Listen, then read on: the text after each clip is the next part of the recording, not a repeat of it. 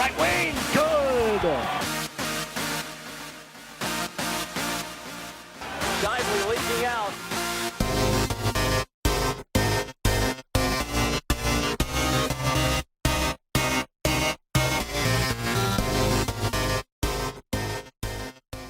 At least 20 wins in 17 of his last 19 seasons. That's what Coach Barry King brings to the GW Water Polo program. After spending the last 19 seasons coaching the Indiana women's team, Coach King has come to the district to lead the Colonials.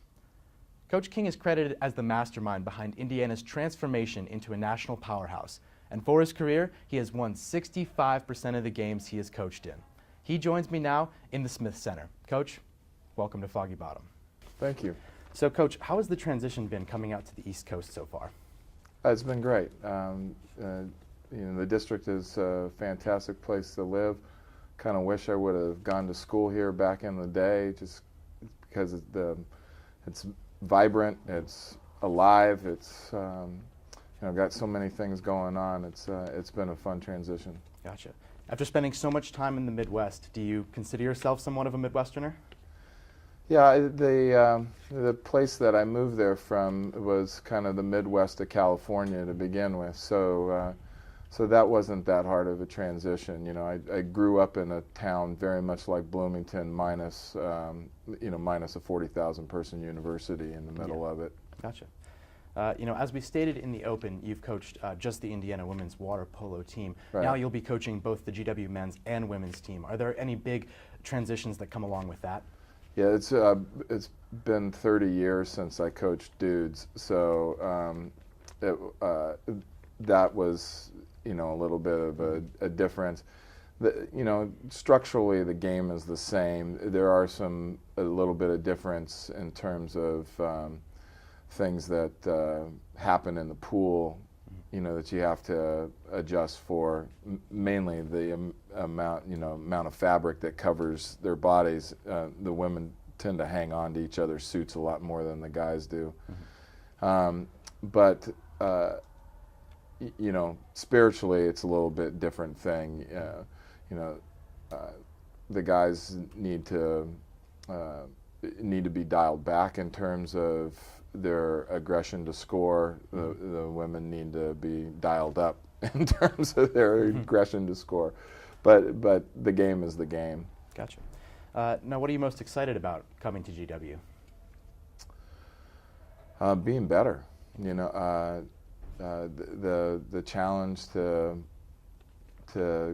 reach the potential that and win games and win championships that everybody here wants to do, and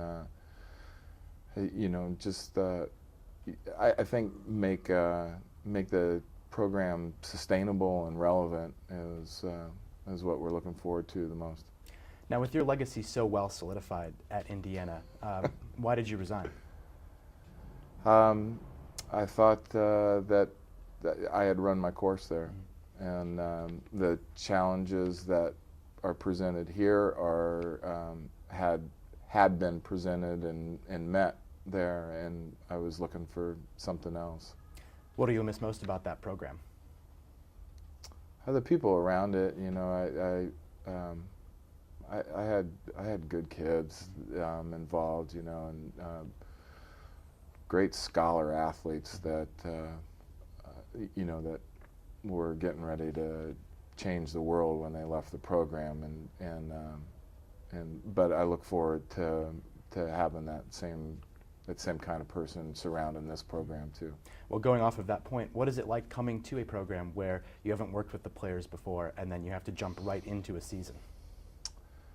Yeah, that wasn't necessarily as hard as I thought it might have been.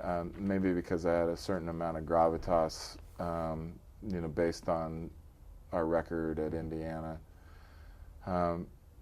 But I asked them for kind of a blank slate, and I promised them a blank slate, and we just went to work. So How quickly have you been able to implement some of your preferred training regimens? I know you said that it's a little bit different coming from women's to men's, so how has that transition been, putting in your type of program compared to what they had in the past? Well,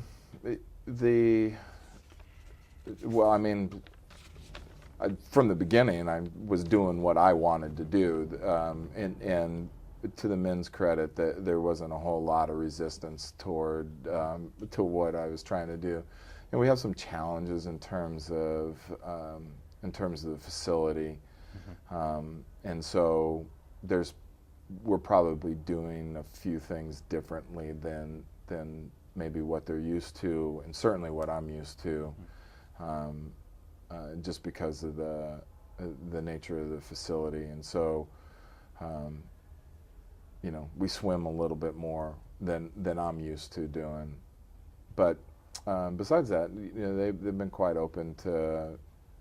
The biggest difference is I probably call some things a little bit differently than what they're used to, and so as we get used to each other's language, then we'll move faster through strategies and structures. So going off of that point, the season's well underway at this point. A relatively strong start. How do you envision the team performing the rest of the way down the season? Well, I hope. I like what we've done up to this point. I think that we need to shore a few things up. A few of the things that have been happening is basically guys trying to find their place in the system, and so maybe we're a little slow to react to a few things.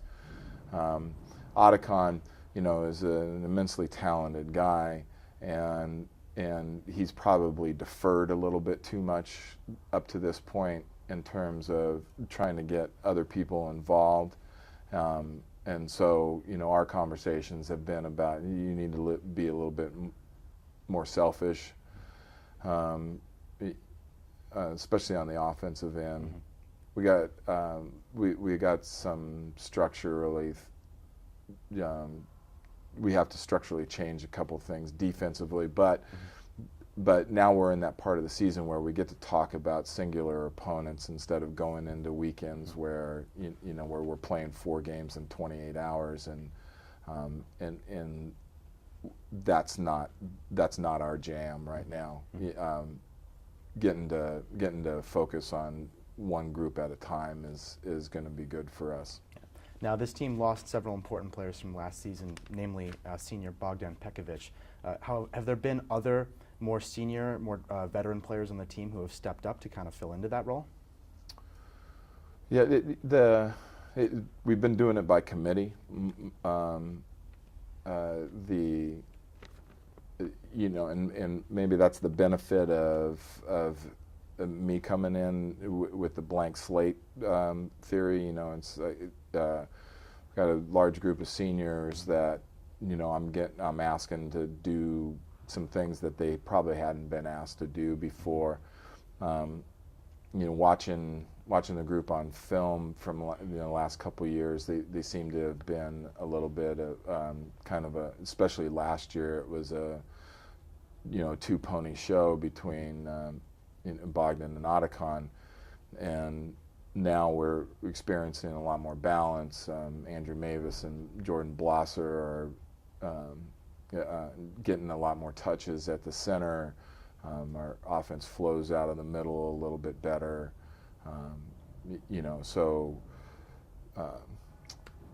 Duke, Becker, and a couple other guys are seeing more opportunities, and the more comfortable they get taking those opportunities, the better we're going to be. Now, going off of that, which player do you see progressing the most by the end of the season? Well, I think Jordan Blosser has a huge upside. He's a big physical guy that the more comfortable he gets using that physicality and in the appropriate places, the more dangerous he's going to be, the more attention he's going to draw, which is going to make everybody else better. And and then the two freshman left-handers, Andras and Kiram, are they lend a certain amount of balance to the offense that hadn't been here before, because they lacked a left-hander of note, and that will that helps everybody when you can attack from both sides and you make defense spread and makes center touches a lot easier, and that's better. Again, I think where we're really going to get better is on the defensive end. Now, Coach, last season, GW played against Bucknell on 3 separate occasions, the last of which being a loss in the MAWPC Championship. Right. You play them this weekend. How are the players feeling about the game? Probably a little bit too excited for it in terms of, that's one of the things that we talked about right from the beginning. Was, I could really tell that that was a focus for them, was getting back into that game with Bucknell. And the league as a whole is better. And our emphasis has been whoever's next, instead of focusing on just that game against Bucknell. It's going to be a great environment, and those are the kind of games that you sign up for. I mean, you want those games, and so I'm not going to deny them the opportunity to be excited about it, but we've got other things to take care of too, and Fordham's much better, Wagner's much better, so it will be a good challenge throughout the weekend. Yeah. Well, we're certainly looking for them to perform very well down the stretch. Like you said, there's some tough games, but that's all we have for you today. Thank you for joining us, Coach. Thank you very much.